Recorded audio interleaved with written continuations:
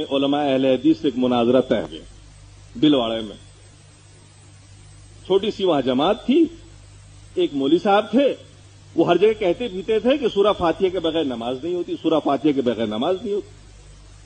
ہمارے مریدین نے ہم سے پوچھا, حضرت یہ کیا ماجرا؟ میں نے کہا بھائی سورہ فاتحہ کا پڑھنا حرام, جو پڑھے گا اس کے منہ میں آگ ڈال دی جائے گی کل قیامت میں. ہم لوگوں نے تو یہی پڑھا تھا, یہی سنا تھا. آخرکار مریدین نے مجبور کیا, مناظرہ اسی پہ طے ہو گیا. بھئی ہم لوگوں کا دعویٰ تھا کہ دیوبندی آؤ وہاں بھی آؤ, مناظرے میں تو اس کو 1 منٹ میں ہرا دیں گے. اس سے پہلے بھی 2 مناظرے کر لیا تھا. مناظرہ طے ہو گیا. 2 مولانا بلائے گئے بستی سے, قرات خلف امام پہ مناظرہ طے ہوا, شروع ہوا. میں نے انہی میں سے ایک مولانا کو کھڑا کیا, مولانا اٹھیے حضرت تلاوت کریے, اذا قرئ القرآن فاستمعوا له وانصتوا. تلاوت کی, میں نے کہا ترجمہ کریے. انہوں نے ترجمہ کیا کہ جب قرآن پڑھا جائے خاموشی سے سنو اور چپ رہو. میں نے کہا دیکھیے یہ اللہ کا حکم ہے, سارے جنتا کو بتایا میں نے, یہ اللہ کا حکم ہے. اللہ اگر صرف اتنا فرما دیتا کہ خاموش رہو تو بھی بات ہو جاتی, کیونکہ فاعل واحد سے ایک وقت میں ایک ہی فعل سرزد ہوتا ہے. یعنی آپ ایک وقت ہم کو جب دیکھتے ہیں تو سن نہیں رہے ہوتے ہیں, اور جب سنتے ہیں تو دیکھتے نہیں ہیں. دماغ ہے ایک, طاقتیں ہیں 5 علم کے, لیکن یہ ساری چیزیں ٹرانسمٹ کرتی ہے دماغ کو, پھر دماغ فیصلہ کرتا ہے. تو یہ منطق کا قاعدہ کلیہ ہے کہ فاعل واحد سے ایک ہی فعل سرزد ہوگا. اللہ نے فرمایا چپ رہو. اگر اتنا بھی اللہ فرما دیتا تو بھی سورہ فاتحہ کی فرضیت نہ صرف یہ کہ ساقط ہوتی بلکہ منع ہو جاتا. لیکن یہاں اللہ نے یہ بھی فرمایا ہے کہ خاموش بھی رہو, چپ بھی رہو. میں نے لوگوں سے کہا کہ دیکھو یہ علماء جن کو آپ لائے ہو مناظرہ کے لیے, جن کو ہم گستاخ رسول اب تک کہا کرتے تھے, اب یہ کہنا پڑے گا کہ یہ قرآن کو بھی نہیں مانتے. قرآن کی آیت میں اللہ نے حکم دیا ہے اور یہ کہہ رہے ہیں سورہ فاتحہ پیچھے پڑھو, ادھر آگے امام قرات کرے گا اور پیچھے سے کہیں گے کہ مقتدی سورہ فاتحہ پڑھے. اب بتاؤ کیسے سننا پایا جائے گا, کیسے چپ رہنا پایا جائے گا؟ لوگوں کی بات سمجھ میں آ گئی. لوگ آگے مولانا آپ بالکل ٹھیک کہہ رہے ہیں, حضرت آپ بالکل ٹھیک کہہ رہے ہیں, یہ سب غلط ہے. بات آئی گئی ہو گئی.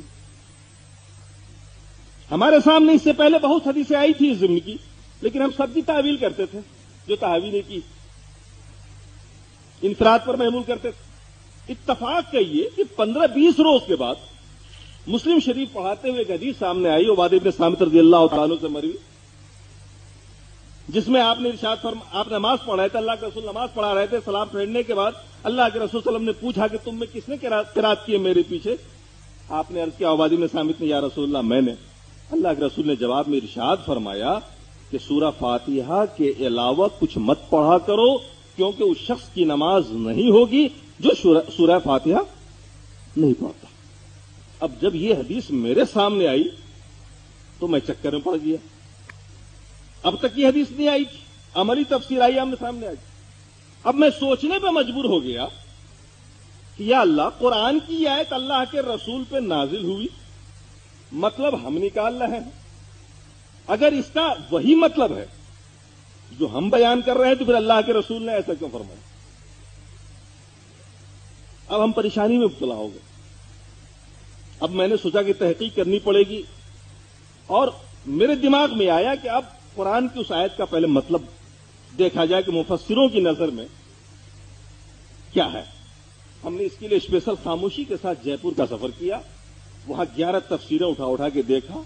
معلوم ہوا کہ یہ آیت مکی ہے اور نماز کی فرضیت سے پہلے ہی نازل ہوئی تھی. یہ بلغو فی کا جواب ہے.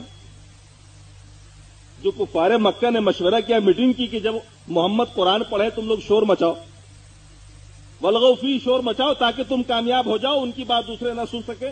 تو اس کے جواب میں یہ آیت نازل ہوئی کہ اذا قرئ القرآن, جب قرآن پڑھا جائے خاموشی سنو, چپ رہو, ہو سکتا ہے اللہ تمہارے اوپر رحم کر دے, تمہیں ہدایت دے دے. اب سمجھ میں آیا کہ اس آیت کو کہاں پہ فٹ کیا گیا, نازل تو کیا کہاں ہوئی, شان نزول کچھ اور ہے اور فٹ کہیں اور پہ کیا گیا. اب شرح صدر ہوا. میں نے سوچا کہ وہی اتنی بڑی بات میں تنہا سوچ رہا ہوں, چونکہ ہمارے علماء دیوبند اور علماء بریلی, عوام دیوبند عوام بریلی دونوں بھائی بھائی اس معاملے میں, دونوں ہی مقلد ہیں, ہم دونوں ہی اندھے ہیں, دونوں ہی تقلید کر رہے ہیں کھل کے. تو مجھے اطمینان نہیں ہوا. میں نے کہا نہیں, تحقیق کرنی پڑے گی, میں جرات نہیں کر سکتا بولنے کی. چنانچہ جامعہ کے 2 بڑے عالم جو شیخ الحدیث تھے, ان کو بٹھا کے اکیلے میں نے اپنی یہ ساری پریشانی رکھی ان کے سامنے. گفتگو شروع ہوئی قرات خلف امام پہ, ان لوگوں نے بھرپور دفاع کیا ابو حنیفہ کی طرف سے. میں نے کہا مولانا یہ ساری وہ باتیں ہیں جو ہم ہدایہ میں پڑھاتے چلے آ رہے ہیں, یہ وہ تعویلیں ہیں جو ہم زندگی بھر کرتے چلے آ رہے ہیں. آپ کچھ ایسی بات لائیے جس سے ہمیں تسلی ہو, تشفی ہو جائے. لاسٹ میں مجبور ہو کر انہوں نے کہا کہ مولانا حق تو یہ ہے کہ اس مسئلے میں علماء اہل حدیث ہی حق پر ہیں. میں نے کہا اتنی بڑی بات آپ جانتے تھے اور چھپائے بیٹھے تھے اب تک. میں نے کہا حیرت ہے, کمال جرت ہے آپ کی. ارے لوگوں کی نمازیں نہیں ہو رہی ہیں اور آپ جانتے ہیں اور چپ بیٹھے ہیں. میری 15 دن میں کیا حالت ہو رہی وہ میں جان رہا ہوں. کہنے لگے کیا کیجئے گا, اب اس بات کو بولیے گا تو عوام میں بڑا اختلاف ہوگا. ہندوستان کے عوام میں ویسے ہی بہت بڑا اختلاف چلا آ رہا ہے, پہلے سے ٹکڑوں میں بٹے ہوئے ہیں. اگر اس مسئلے کو بازار میں لا دیا گیا تو پھر نیا اختلاف شروع ہو جائے گا. میں نے کہا ایسی بات ہے تو میں آپ کو ایک ایسا راستہ بتا دیتا ہوں کہ ایسا اتحاد ہوگا کہ ہندوستان نے کبھی ایسا اتحاد دیکھا نہیں ہوگا مسلمانوں میں. کہنے لگے کیا؟ میں نے کہا لکھیے ایک فتویٰ, میں بھی سائن کرتا ہوں اور آپ بھی سائن کریے. آج کے بعد مسلمانوں پر سے نماز کی فرضیت ساقط. میں نے کہا لکھیے فتویٰ, آج کے بعد ہندوستانی مسلمانوں پر نماز کی فرضیت ساقط. آپ بھی سائن کریے, میں بھی سائن کرتا ہوں.